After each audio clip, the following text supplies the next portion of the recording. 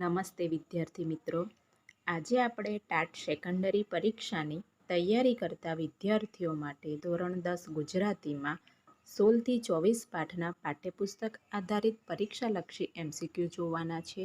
વિડીયોમાં અંત સુધી જોડાયેલા રહેજો. ચાલો વિદ્યાર્થી મિત્રો શરૂ કરીએ. પ્રશ્ન નંબર 1. ગતિભંગ વાર્તામાં કયા પાત્રનું મૃત્યુ થયેલ છે? બબલી. શબ્દ સમજૂતી મુજબ અણસાર શબ્દનો અર્થ શું થાય છે? ઇશારો કે સંકેત. શબ્દ સમજૂતી મુજબ ભાવાર્થ શબ્દનો અર્થ શું થાય છે? ભાવ વિભોર. નહીં ઘરના કે નહીં ઘાટના આ કહેવતનો અર્થ શું થાય છે? ન આ બાજુના કે ન તે બાજુના. ડુંગરે પોતાની નજર ક્યાં સ્થિર કરી? ગગનના કોઈ માર્ગ પર. લ્યો હેંડો હવે પગ ઉપાડો ઝટ. ગાડી ચૂકી જઈશું આ વાક્ય કોણ કોને કહે છે? પત્ની ડુંગરને. દિવસો જુદાઈના જાય છે ગઝલના કવિ કોણ છે? ગની દહીંવાલા. ગની દહીંવાલાનું મૂળ નામ શું છે? અબ્દુલ ગની દહીંવાલા. આ ગઝલ કયા સંગ્રહમાંથી લેવામાં આવી છે? મહેક. સ્વજન સુધી કોણ લઈ જશે? દુશ્મનો. કવિને ક્યાં સુધી જવું હતું? એકમેકના મન. ગઝલ. ગરીબ સ્ત્રીની ચૂંદડીની સરખામણી કોની સાથે કરવામાં આવી છે? રાજરાણીના ચીર સાથે. કવિ ઈશ્વર પાસે શું માંગે છે? શ્વાસ બંધ કરી લેવાની કૃપા. ગઝલના અંતિમ શેરમાં કયો ભાવ વ્યક્ત થયો છે? પ્રેમની ચરમ ભવ્યતાનો. શબ્દ સમજૂતી મુજબ ઉન્નતિ શબ્દનો અર્થ ઊંચે જઈ રહેલી સ્થિતિ. ચીર શબ્દનો સમાનાર્થી શબ્દ રેશમી વસ્ત્ર. રંક શબ્દનો વિરુદ્ધાર્થી શબ્દ ધનવાન. પહેલો માળ એ ગની દહીંવાળાનું કયા પ્રકારનું સાહિત્ય છે? ત્રિઅંકી નાટક. ભૂખથી ભૂંડી ભીખ પાઠ કઈ નવલકથામાંથી લેવામાં આવ્યો છે? માનવીની ભવાઈ.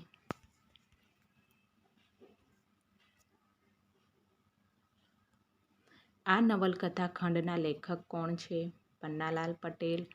કાળુ માને છે કે જગતમાં સૌથી ખરાબ બાબત કઈ છે? સ્વમાન ગુમાવી ભીખ માટે હાથ લંબાવવો તે. ડેગડિયામાં અનાજ વહેંચવાનું કાર્ય કોણ કરતું હતું? સુંદરજી શેઠ. કાળુ અનાજ લેવા માટે લાઈનમાં ઊભો કેમ રહેવા માંગતો ન હતો? તેને ભીખ માંગવી પસંદ નહોતી.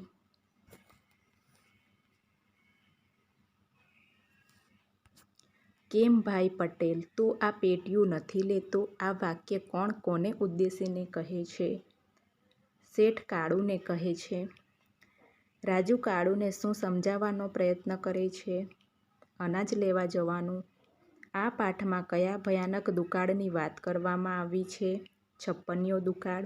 રૂઢિપ્રયોગનો અર્થ આપો. પગ જડાઈ જવા. સ્તબ્ધ થઈ જવું કે સ્થિર થઈ જવું. શબ્દ સમજૂતી મુજબ કંગાળ શબ્દનો સમાનાર્થી શબ્દ દરિદ્ર કે ગરીબ. કાળુ અને રાજુ દુકાળમાં ટકવા કયા ગામે આવ્યા છે? ડેગડિયા. પન્નાલાલ પટેલને તેમની કઈ નવલકથા માટે ભારતીય જ્ઞાનપીઠ પુરસ્કાર મળ્યો છે? માનવીની ભવાઈ. એક બપોરે કાવ્યના કવિ કોણ છે? રાવજી પટેલ. ખેતરના શેઢે શું બન્યું હતું? સારસી ઉડી ગઈ હતી. કવિ કયા વૃક્ષ નીચે બેઠા હતા? મહુડી. કવિ કોને છાશ પાછી રેડી દેવાનું કહે છે? માને. સારસી ઉડી ગયા પછી કવિ શું નહીં કરવા જણાવે છે? ચલનમાં તમાકુ કસવાનું. આ કાવ્ય રાવજી પટેલના કયા કાવ્ય સંગ્રહમાંથી લેવામાં આવ્યું છે? અંગત. રાવજી પટેલને કયા રોગના કારણે 29 વર્ષની યુવાન વયે મૃત્યુ પામ્યા હતા? ટીબી. બળદને હળે હવે જોતરી નહીં. આ વાક્ય દ્વારા કાવ્ય નાયકના મનમાં કયો ભાવ વ્યક્ત થયો છે? જીવનના રસહીનતા કે ઉદાસીનતાનો. શબ્દ સમજૂતી મુજબ શેઢો એટલે કે બે ખેતર વચ્ચેનો હદનો ખુલ્લો મૂકેલો પટ્ટો. કાવ્યમાં અગન શબ્દ શા માટે વપરાયો છે? તાપણીમાં ભારવેલો અગ્નિ. તળપદા શબ્દ દોચકીનો અર્થ માટીનું વાસણ. કાવ્યમાં સારસી એ કોનું પ્રતીક છે? પ્રિયતમા કે પત્ની અને જીવનનું. વિરલ વિભૂતિ ચરિત્ર નિબંધના લેખક કોણ છે? આત્માર્પિત અપૂર્વજી. મહાત્મા ગાંધીજીના આધ્યાત્મિક માર્ગદર્શક કોણ હતા? શ્રીમદ રાજચંદ્ર. શ્રીમદ રાજચંદ્રના મતે મનુષ્ય દેહ શાના જેવો છે? છાસ જેવો. શ્રીમદ રાજચંદ્રે 16 વર્ષની ઉંમરે કયો તત્વજ્ઞાનથી ભરપૂર ચિંતન ગ્રંથ લખ્યો હતો? મોક્ષમાળા. શ્રીમદ રાજચંદ્રનો જન્મ ક્યાં થયો હતો? વવાણિયા. જન્મ સમયે શ્રીમદ રાજચંદ્રનું નામ શું પાડવામાં આવ્યું હતું? લક્ષ્મીનંદન. કેટલા વર્ષની ઉંમરે શ્રીમદ રાજચંદ્રને જાતિસ્મરણ જ્ઞાન થયું હતું? 7 વર્ષની. શ્રીમદ રાજચંદ્રે મોક્ષમાળા ગ્રંથ કેટલા દિવસોમાં લખ્યો હતો? 3 દિવસમાં. શબ્દ સમૂહ માટે એક શબ્દ. એક સાથે 100 વસ્તુઓ યાદ રાખવાની શક્તિ. શતાવધાની. શ્રીમદ રાજચંદ્રના પિતાનું નામ શું હતું? રાવજીભાઈ. લોકગીત કયા સંગ્રહમાંથી લેવામાં આવ્યું છે? રઢિયાળી રાત. આ લોકગીતમાં કઈ ઋતુ અને કયા મહિનાનો ઉલ્લેખ છે? શરદ ઋતુ અને આસો મહિનો. કાવ્ય નાયિકા પોતાના સસરા અને સાસુને કોની સાથે સરખાવે છે? જલારામ બાપુ અને માવડી સમાન. કાવ્ય નાયિકાએ પોતાના જેઠને કોની સાથે સરખાવ્યા છે? અષાઢીલા મેઘ સાથે. આ લોકગીતમાં કાવ્ય નાયિકાએ દિયર માટે કયું રૂપક વાપર્યું છે? ચાંદલિયાનો છોડ. કાવ્ય નાયિકાની નણંદ કેવી છે? વાડીની વેલ જેવી. કાવ્ય નાયિકા પોતાના પતિ વિશે સખીને શું કહે છે? પરણ્યો મારી સગી નણંદનો વીર. કાવ્ય નાયિકાના પતિ માથે શું પહેર્યું છે? તો કાવ્ય નાયિકાના પતિએ માથે નવરંગી પાઘડી પહેરી. શબ્દોનો અર્થ ચંપાનો છોડ. કાવ્ય નાયિકા નંદોઈને કોની સાથે સરખાવે છે? વાડી માયલો મોરલો. ચોક શબ્દનો સમાનાર્થી અર્થ ચોગાન. ચાંદલિયો લોકગીતમાં શાનું મધુર ચિત્ર આલેખવામાં આવ્યું છે? કુટુંબ જીવનના સંબંધોનું. હિમાલયમાં એક સાહસ પાઠ જવાહરલાલ નહેરુના કયા પુસ્તકમાંથી લેવામાં આવ્યો છે? મારી જીવનકથા. લેખકે હિમાલયનો પ્રવાસ કોની સાથે કર્યો હતો? એક પિતરાઈની સાથે. માતાયાનથી અમરનાથની ગુફા કેટલા માઇલ દૂર હોવાનું કહેવાય છે? 8 માઇલ.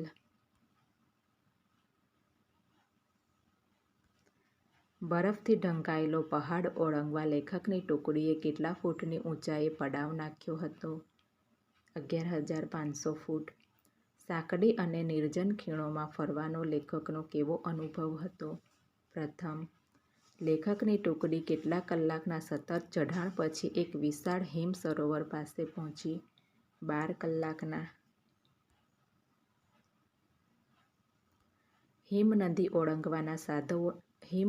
ઓળંગવાના સાધનોના અભાવને કારણે લેખક અને તેમની ટુકડીએ શું કર્યું? પાછા ફર્યા. બરફની ખોભણમાં પગ લપસ્યો ત્યારે લેખકને કોણે ખેંચી કાઢ્યા? દોરડા પકડી રાખનાર સાથીઓએ. ભોમિયો શબ્દનો અર્થ શું થાય છે? રસ્તાનો જાણકાર. થાકીને લોથપોથ થઈ જવું. થાકીને લોથ થઈ જવું એટલે કે અતિશય થાકી જવું. નિર્જન શબ્દનો અર્થ શું થાય છે? માણસ વિનાનું સૂનું. લેખકને કયા સરોવર અને પર્વતના દર્શનની અદમ્ય ઉત્સાહ અને લાલસા હતી? માનસરોવર અને કૈલાસ. 2, 4 કે 6 પંક્તિઓમાં લાંઘવાથી કવિ વિષય કે સંવેદનાને રજૂ કરતા હોય તેવા કાવ્ય સાહિત્યના લઘુ સ્વરૂપને શું કહે છે? મુક્તક. દુહામાં શું બનવું કઠિન અને શું બનવું દુર્લભ કહ્યું છે? કુળદીપક કઠિન અને દેશદીપક દુર્લભ. કવિ ક્યાં જવાની ના પાડે છે? જ્યાં આવકારો ના મળે ત્યાં.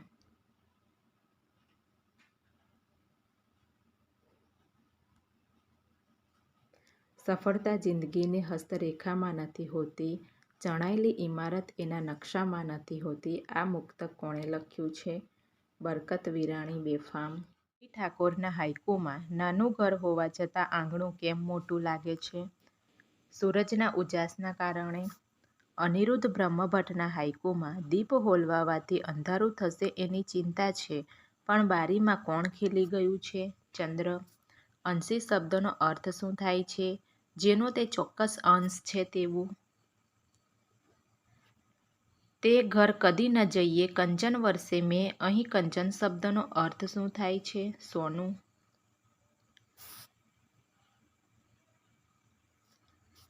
બરકત વિરાણી બેફામનું મૂળ નામ શું હતું? બરકત અલી ગુલામ હુસૈન વિરાણી. કવિ રઈસ મણિયારના મુક્તકમાં શેનો સંદેશો આપવામાં આવ્યો છે? જવાબદારી વહન કરવાનો અને અહંકાર મુક્ત કરવાનો. બીજા હાઇકુમાં કઈ સ્થિતિને સરસ રીતે પ્રગટ થઈ છે? અંધકાર અને પ્રકાશની. ઘોડીની સ્વામી ભક્તિ પાઠના લેખક કોણ છે? જોરાવરસિંહ જાદવ.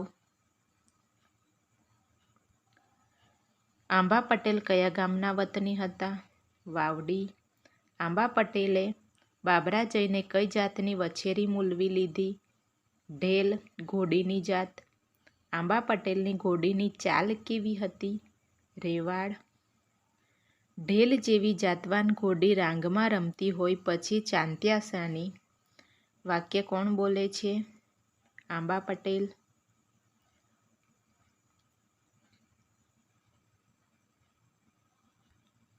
પાછા ફરતી વખતે રસ્તામાં કઈ નદીમાં ઘોડાપૂર આવ્યું હતું? શેત્રુંજય. શેત્રુંજી નદીમાં પાણીના મોજા ઘોડીને કોની જેમ ઉછાળતા હતા? તો શેત્રુંજી નદીમાં પાણીના મોજા ઘોડીને કોની જેમ ઉછાળતા હતા? દડાની જેમ.